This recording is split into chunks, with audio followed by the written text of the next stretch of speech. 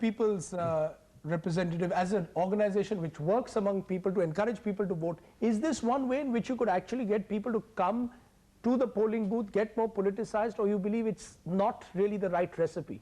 Precisely the opposite, I think. If you remember the last time we were discussing the low turnout among the middle class particularly. Now, do you really think people who don't come are going to come to tell us that they don't want to vote?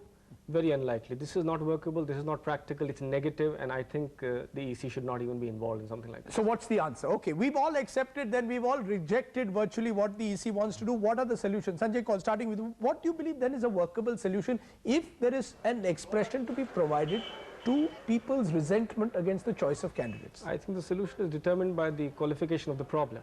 Let's not forget what the problem is. The problem is getting good candidates in. But when you do something like this, what you really do is you scare away the middle class. You pass the stricture that basically nobody is good enough to vote, politics is dirty, they're not worth electing, so let's go and tell them that. Well, that kind of stuff never helps a democracy. What you really need to be doing is to actually infusing new blood into politics. That's the way to go about it. Okay, let me get Sanjay Kaul in. Do you believe that political parties on their own will provide better candidates? That hasn't happened over the last 50 years. What are the kind of pressures that people can put to change the system then? I'll give you an example. We just made a few recommendations to the EC.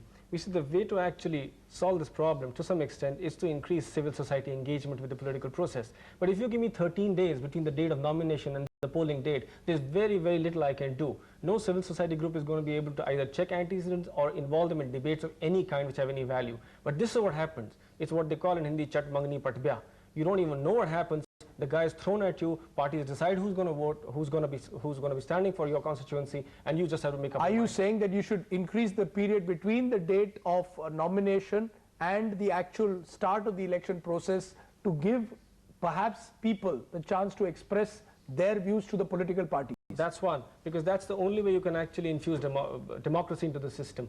You will actually have civil society groups lobbying for good candidates and throwing out the others. It will be to the benefit of the parties. We also said take away the withdrawal option. This way you put in a lot of non-serious candidates who just, you know exactly why they stand for election and they opt out in the last few days. 3 days, if a guy can't make up his mind for a 5-year election term and changes his mind in 3 days, he's not worth electing. The third thing we said was, please have a public notice of people who wish to stand for elections at least 45 days in advance.